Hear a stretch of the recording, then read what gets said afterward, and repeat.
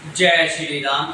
देखो, आज की वीडियो में हम ये समझेंगे कि लद्दाख के लोग प्रोटेस्ट क्यों कर रहे हैं और क्या है उनकी चार मांगे और सरकार उन मांगों को पूरा क्यों नहीं कर रही है और सरकार को कौन सी मांग पूरी कर देनी चाहिए। उनकी पहली मांग ये है कि उन्हें पूर्ण राज्य का दर्जा मिले, यानी कि उनको क्या मिले, राज्य का दर्जा मिले। अभी के समय में जो लद्दाख है वो क्या है, केंद्र शासित प्रदेश यानी कि यूटी है।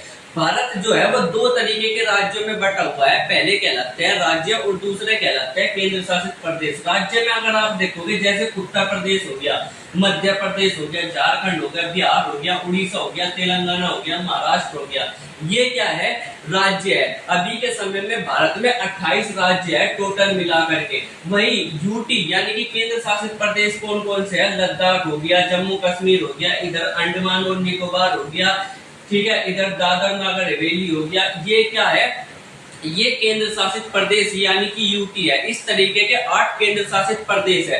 अब यहाँ पर दिक्कत क्या है, देखो जो राज्य होता है ना उसमें 2 मेन सरकारें काम करती है और जो यूटी होता है उसमें एक सरकार काम करती है। अगर राज्य देखोगे तो राज्य में अपना क्या होता है, खुद का मुख्यमंत्री होता है, खुद का मुख्यमंत्री होता है। तो जो यहाँ का क्या करता है, सारा का सारा कार्यभार संभालता है। जैसे रोड बनवानी है, सड़कें निर्माण करना है, जो भी काम करना है, स्कूल बनवाने हैं, ये सब चीजें कौन देखेगा, मुख्यमंत्री देखेगा। वही जो केंद्र शासित यानी कि यूटी में होते हैं, यही काम कौन करता है, राज्यपाल करता है। यही काम कौन करता है, राज्यपाल करता है। अब राज्यपाल और मुख्यमंत्री चलो काम कर तो रहे, फिर दिक्कत क्या है कि वही काम राज्यपाल कर रहा, वही काम मुख्यमंत्री कर रहा, तो अंतर कहाँ आ गया, दोनों जगह पे काम तो हो रहा है, तो फिर जनता को दिक्कत क्या है। देखो मुख्यमंत्री क्या होता है, मुख्यमंत्री को डायरेक्ट क्या करते हैं, लोग चुनकर भेजते हैं चुनाव के द्वारा। क्या करते हैं, चुनाव के द्वारा चुनकर भेजेंगे 5 साल में एक बार। अगर इनका काम पसंद आया मुख्यमंत्री का तो इसको दोबारा से जनता क्या करेगी, वोट देगी और दोबारा से मुख्यमंत्री को चुन करके आएगा मुख्यमंत्री।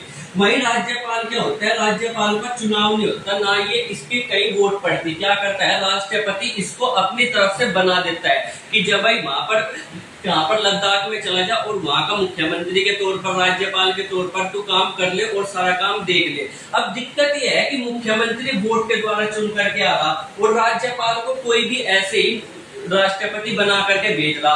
अब यहाँ पर आप सोच सकते हो कि इन दोनों में काम करेगा कौन, ये आदमी है सरकारी और ये आदमी है जनता वाला। तो जाहिर सी बात है मुख्यमंत्री कैसा भी हो, कितना भी भ्रष्टाचार वाला हो, पर ये जनता की बात सुनता है।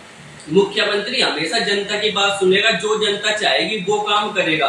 ये जनता के लिए जवाबदेही होता है और इसे डर रहता है कि अगर मैंने इस 5 साल में जनता की बात नहीं सुनी तो अगले 5 साल में जनता मेरे को सीट से हटा देगी। वही जब ये राज्यपाल ये काम करता है तो राज्यपाल किसी की सुनता ही नहीं, ये बिल्कुल सरकारी आदमी होता है। और सरकारी आदमी भारत में कैसे है ये सबको पता है, वो किसी की बात नहीं सुनते, सारी की सारी बात को एक सुनते हैं, एक कान से सुनेंगे दूसरे कान से निकाल करके फेंक देंगे। इसे कोई फर्क नहीं पड़ता कि भारत की जो जनता है वो भूखी मरो या उनको रोजगार मिलो या ना मिलो, इनको कोई फर्क नहीं पड़ता, इनको केवल ऐशो आराम चाहिए होता है, ठीक है। तो इसी वजह से क्या कर रहे हैं जो लद्दाख के लोग हैं, वो क्या कर रहे हैं, प्रोटेस्ट कर रहे हैं और कह रहे हैं कि हमें एक राज्य का दर्जा दो, पूर्ण राज्य का दर्जा, जिसकी वजह से हमारा क्या हो जाए, हमारे यहाँ भी चुनाव हो और हमें भी मुख्यमंत्री चुनने का अधिकार मिले, जिससे हमारी मांगों को पूरा करा जाए। अब सरकार अड़ी हुई है कि नहीं, अब तुम्हें क्या है, मुख्यमंत्री नहीं मिलेगा तो क्या मिलेगा, तुम ही राज्यपाल से ही खुश रहो। जिसकी वजह से अभी देखोगे तो लद्दाख में बहुत बुरी हालत हो गई है, वहां पर बेरोजगारी बहुत ज्यादा हो गई है, क्योंकि राज्यपाल किसी काम का नहीं होता, निकम्मा होता है, ये सबको पता है, ये फैक्ट है, ट्रूथ है, सच्चा है। जहां पर भी अगर सरकारी आदमी के हाथ में कमान जाएगी उस जगह का बंटाधार होना तय। तो इसीलिए देखा जाए तो यहाँ पर ग्राम पंचायत, अगर हमें एक बोर्ड के मेंबर का भी चुनाव करना है तो उसको भी हम चुन करके भेजते हैं ताकि वो हमारी बात सुने। आदमी तभी बात सुनेगा जब उसको डर रहेगा कि अगले आने वाले 5 साल में अगर मैंने इनकी बात नहीं सुनी तो ये मेरे को वहां से हटा सकते हैं। अब इसी वजह से क्या है, लद्दाख में बहुत ज्यादा बेरोजगारी फैल गई, क्योंकि राज्यपाल बात नहीं सुनता और यहाँ पर बेरोजगारी पे बेरोजगारी फैल रही है, लोगों की कोई परवाह नहीं कर रहा। इसीलिए यहाँ के लोग पहली चीज मांग कर रहे हैं कि राज्य का दर्जा दिया जाए और सरकार को इसमें कोई दिक्कत होनी भी नहीं चाहिए। देखो उनकी मांग है तो ये पूरी कर देनी चाहिए। राज्य का दर्जा बहुत सारे, वैसे भी 28 राज्य तो है ही, तो एक राज्य और दे दो। तो यहाँ पे क्या होगा, जो सरकार का है, राष्ट्रपति का है, वो थोड़ा सा काम कम हो जाएगा, उसकी जगह पर लोगों को एक अपना चुना हुआ नेता यानी कि मुख्यमंत्री मिल जाएगा। लोग भी कुछ, सरकार भी कुछ, तो सरकार को दिक्कत क्या है? तो मेरी तो ये समझ में नहीं आता, इसको पूर्ण राज्य का दर्जा दे देना चाहिए। कुछ लोग कहते हैं कि पूर्ण राज्य का दर्जा सरकार इसलिए नहीं दे रही क्योंकि ये क्या है, लद्दाख बॉर्डर स्टेट है और इसकी जो सीमा है वो चाइना से मिलती है। यहाँ पर देखोगे तो यहाँ पर क्या है, ये जो है ये चाइना है। अब देखो लद्दाख की जो बॉर्डर स्टेट है वो कहाँ से मिल रही है, चाइना से मिल रही है। तो इस वजह से कुछ लोग कह रहे हैं कि यहाँ से चाइना से मिल रही है, तो अगर ऐसी जगह को हमने बॉर्डर स्टेट को पूरा स्टेट दे दिया तो फिर दिक्कत आएगी। तो भाई इसमें कोई दिक्कत वाली बात नहीं है, क्योंकि चाइना से केवल लद्दाख की सीमा थोड़े ही मिलती है, चाइना से तो हिमाचल प्रदेश भी मिल रहा, उत्तराखंड भी मिल रहा, इधर देखोगे सिक्किम भी मिल रहा, इधर देखो अरुणाचल प्रदेश भी मिल रहा। जब ये चार जो है पूर्ण राज्य बन सकते हैं, तो लद्दाख को पूर्ण राज्य बनाने में क्या दिक्कत है? अगर आप कहोगे कि देखो हिमाचल प्रदेश पे चाइना अपना दावा नहीं ठोकता, मैं बता दूं कि चाइना जो है वो यहाँ पर जो बॉर्डर स्टेट है ना, इनके साथ हमेशा दावा ठोकता रहता है अपना कि नहीं ये हिस्सा मेरा है, ये हिस्सा मेरा है, इस तरीके से।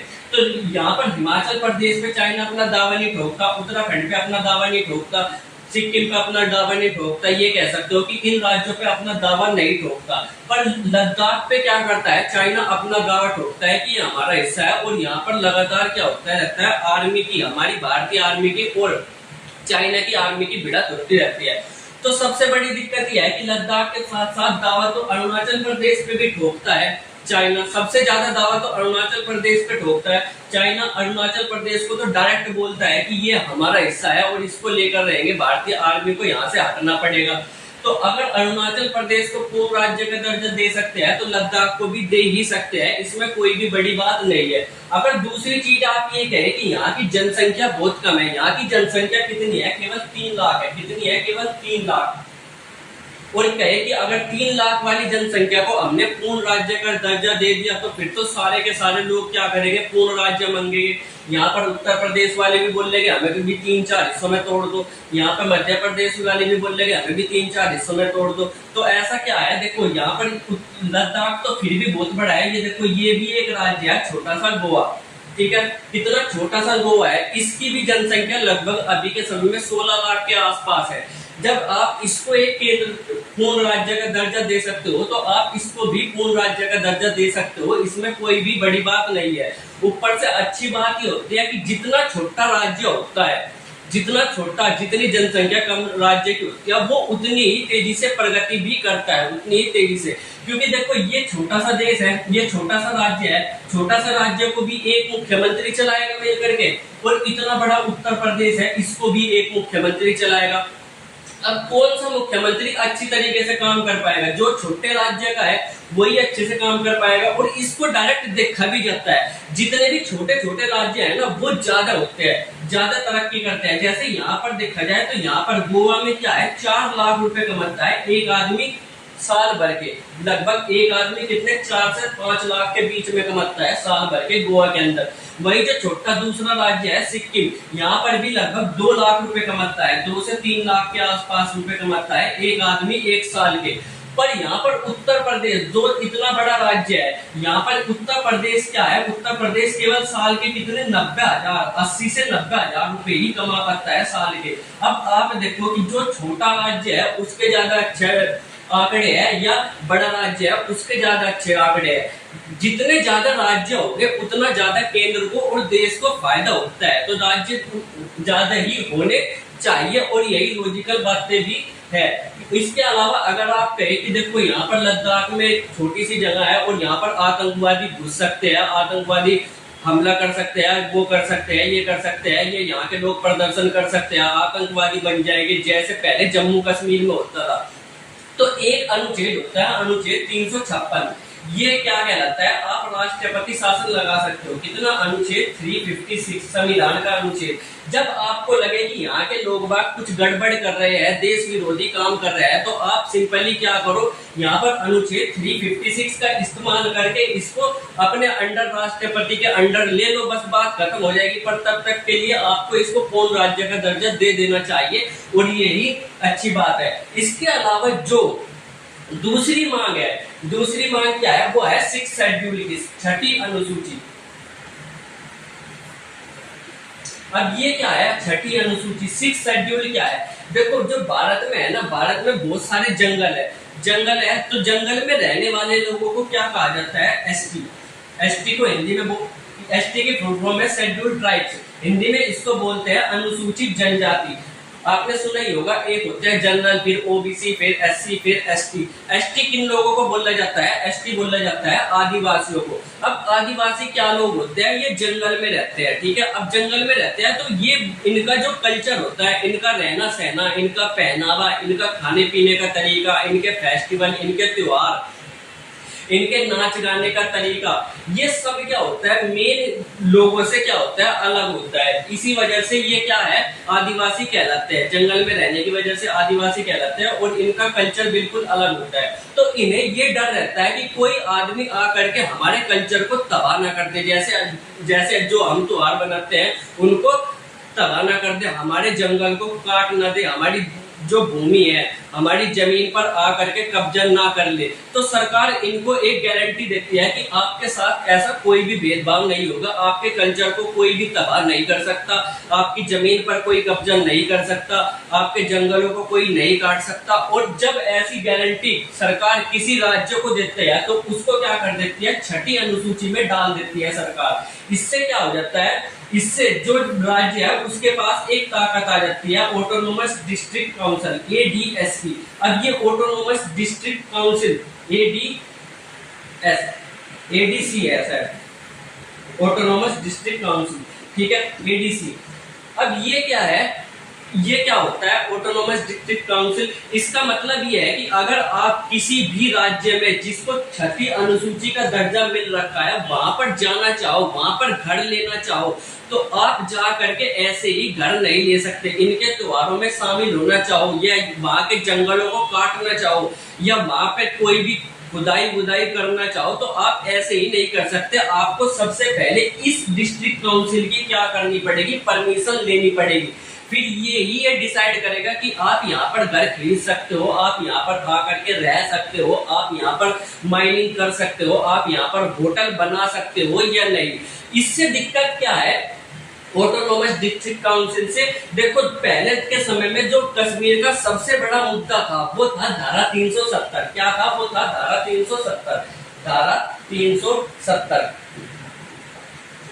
धारा 370। और धारा 370 में भी मेन जो चीज थी वो यही थी कि आ करके कोई भी बाहर का आदमी, जैसे मध्य प्रदेश से, उत्तर प्रदेश से, बिहार से आ करके कोई भी आदमी जम्मू कश्मीर में नहीं बच सकता। और यही 6th अनुसूची भी कहती है कि अगर आप आ करके हमारे राज्य में बसना चाहते हो तो हम आपको बसने नहीं देंगे। सबसे बड़ी दिक्कत जो कश्मीर की थी वो यही थी धारा 370 में कि आ करके नहीं बच सकता कोई भी। अब इसमें दिक्कत क्या है? इसमें दिक्कत यह है कि इससे अगर आ करके नहीं बसा जाएगा तो आप क्या कर सकते हो, आप जम्मू कश्मीर के जो लोग हैं उनके दिमाग में क्या कर सकते हो, नफरत भर सकते हो किसी भी तरीके से बाकी इंडिया में रहने वाले के। जैसे बाकी इंडिया में लोग रहते हैं और जम्मू कश्मीर के लोग रहते हैं। अब अगर यहाँ पर जम्मू कश्मीर में लोग नहीं जा पाएंगे दूसरे राज्यों से, तो क्या करेंगे? जम्मू कश्मीर के लोगों को आप जैसा बताओगे कि भारत के लोग ऐसे हैं, भारत के लोग खराब है, वो ऐसा ही सोचेंगे। जैसे आप सोचो कि हमें पता है कि पाकिस्तान के लोग बहुत ही ज्यादा बेकार होते हैं, बहुत ही ज्यादा खराब होते हैं, पर क्या वो सच में खराब होते हैं या हमारे दिमाग में ये बात भर दी गई? नेताओं ने और टीवी मीडिया ने हमारे दिमाग में ये बात भर दी गई कि पाकिस्तान के लोग बहुत ज्यादा खराब होते हैं, उनसे बिल्कुल बातचीत नहीं करनी चाहिए, वो हमारे दुश्मन है। क्यों? क्योंकि हम पाकिस्तान के लोगों से नहीं बोलते, वो हमारे लोगों से नहीं बोलते, तो आपस में जैसा मीडिया हमें बताते हैं हम ऐसा ही सोच लेते हैं दूसरे लोगों के बारे में। पर वहीं अगर हम अमेरिका में जाए, अमेरिका में जाकर के एक ही कमरे में एक पाकिस्तानी और एक हिंदुस्तानी दोनों रहते हैं साथ में, और फिर वे सोचते हैं अरे यार आतंकवादी तो नहीं है ये, जैसा हमारी मीडिया हमें बता रही थी कि ये ससुरा आतंकवादी है, ऐसा नहीं है। तो अगर हम बातचीत करेंगे तो क्या होगा, प्रॉब्लम जो हमारे बीच में गलत फहमियां है वो सोल्व होगी। और अगर लद्दाख को हमने यही दर्जा दे दिया कि यहाँ पर आकर के कोई बस ही नहीं सकता, तो फिर हम लद्दाख के लोगों को भी आसानी से भड़का सकते हैं कि बाकी पूरे देश के जो भारत के लोग हैं वो क्या है, बहुत ही ज्यादा खराब है। तो इस वजह से ये इस जो 6 शेड्यूल में है डालने में इस राज्य को बहुत ज्यादा दिक्कत है। 6 शेड्यूल में डालने के साथ एक चीज ये भी आएगी कि यहाँ पर बहुत सारे मिनरल है, बहुत सारी प्राकृतिक चीजें हैं जो सरकार बेच करके अपना फायदा कमाती है। तो अगर इसको 6 शेड्यूल में डाल दिया तो सरकार उन चीजों को बेच ही नहीं सकती, तो फायदा नहीं कमा सकती। तो ये भी दिक्कत है सरकार के सामने, ये दिक्कत है, इसीलिए सरकार इसको 6 शेड्यूल में नहीं डालना चाहती। अब 6 शेड्यूल में ना डालना, अब देखो डालना नहीं चाहती, डालना भी नहीं चाहिए, इसको 6 शेड्यूल में नहीं डालना चाहिए, यही सत्य है। तो क्या करा जाए, इसको 6 शेड्यूल की जगह क्या करा जाए, 5th शेड्यूल में डाल सकते हैं। 5th शेड्यूल क्या कहता है कि इसमें क्या होगा, इसमें ताकत रहेगी, इसमें स्पेशल दर्जा दिया जाएगा पर राज्य के तौर पर दिया जाएगा, ना कि ऑटोनोमस डिस्ट्रिक्ट काउंसिल के तौर पर। राज्य को ज्यादा अधिकार मिल जाएंगे और कुछ नहीं। इसमें अपने कल्चर को प्रोटेक्ट करने का इनको अधिकार मिल जाएगा, अपने खाने पीने का अधिकार मिल जाएगा, अपने जंगलों को बचाने का अधिकार इसमें 5th शेड्यूल में मिल जाएगा। और 5th शेड्यूल में बहुत सारे राज्य अभी से ही है, तो इसमें कोई दिक्कत नहीं है। इसमें क्या करो, इसको 6th शेड्यूल की जगह इसमें 5th शेड्यूल में डाल सकते हो, या 5th शेड्यूल में ना डाल करके अगर आप चाहते हो तो धारा 371 के अंदर इसको डाल सकते हो। ये भी क्या करता है, स्पेशल राइट देता है, स्पेशल अधिकार देता है किसी राज्य को, जो इनकी मांग है उनको इस अनुच्छेद 371 के तहत लिख दिया जाए और बात खत्म कर दी जाए। इसके अलावा जो इनकी तीसरी मांग है, तीसरी मांग क्या है कि सरकारी नौकरियों में अपना खुद का विभाग हो जो हमारी नौकरियों को पूरा करे। जैसे कि मान लो क्या है कि यूपीएससी इस समय पर जो बड़ी बड़ी कमीशन है ना, उसमें अगर आप देख सकते हो यूपीएससी है। यूपीएससी क्या करता है, पूरे भारत में एक परीक्षा करवाता है, पूरे भारत के अंदर एक परीक्षा करवाएगा जिसमें बड़े बड़े अधिकारी जो है वो इसको पास करके आते हैं, चाहे वो एसडीएम हो, चाहे वो डीएम हो, चाहे वो एसपी हो। जो बड़े बड़े अधिकारी जो देश को चलाते हैं वो किसको पास करके आता है, यूपीएससी को पास करके आता है। और फिर ये यूपीएससी क्या कर देती है, अलग अलग लोग जो पास करके आए उसको अलग अलग राज्यों में क्या कर देती है, तैनात कर देती है, जिसकी वजह से क्या है, कोई दिक्कत नहीं आती। इसी के साथ साथ एक चीज और होती है, ये जो यूपीएससी है ये पूरे भारत का एग्जाम लेती है एक साथ, पूरे भारत का। पर जो यूपीएससी जैसी ही एक और संस्था होती है जिसको बोलते हैं यूपीपीसीएस, ये क्या करती है, ये पूरे भारत की जगह ये क्या करेगी, उत्तर प्रदेश के जो बड़े बड़े अधिकारी है केवल उनका एग्जाम लेगी। यूपीएससी पूरे भारत का एग्जाम लेगी और उत्तर प्रदेश के जो बड़े अधिकारी है उसका एग्जाम कौन लेगी, यूपीपीसीएस लेगी। और यहाँ पर क्या कर देगी, उत्तर प्रदेश में अपने बड़े अधिकारियों को तैनात कर देगी। अभी के समय में लद्दाख में देखा जाए तो यूपीएससी के तहत ही जितने बड़े बड़े अधिकारी हैं वो चुने जाते हैं। अब इनकी मांग यह है कि यूपीएससी रहे, भले ही बड़े अधिकारी यूपीएससी के साथ आए, पर जो हम अपने कुछ अधिकारी अपने राज्य में ही रखना चाहते हैं तो उसके लिए हमें यूपीपीसीएस जैसा भी एक कमीशन, एक आयोग दे दिया जाए, ताकि हम अपने स्थानीय लोगों की भी भर्ती कर सके, अपने स्थानीय लोगों को भी रोजगार दे सके सरकारी वाला। तो इसमें भी कोई दिक्कत यहाँ पर सरकार को नहीं होनी चाहिए इसमें देने में, क्योंकि बाकी सारे राज्यों के पास जब ये राइट है तो इसको भी दे दिया जाए तो कोई दिक्कत वाली बात नहीं है। और अगर सरकार इसको क्या करती है, पूर्ण राज्य बनाती है, तो डायरेक्ट ये राइट इनके पास खुद ही आ जाएगा कि ये अपनी सरकारी नौकरी का आयोग भी बना सके। इसके अलावा जो इनकी चौथी मांग है वो क्या है, देखो ये लद्दाख है, ये लद्दाख है। अब लद्दाख दो बड़े क्षेत्र में बटा हुआ है, एक है लेह, एक है कारगिल, ठीक है, दो बड़े क्षेत्र में।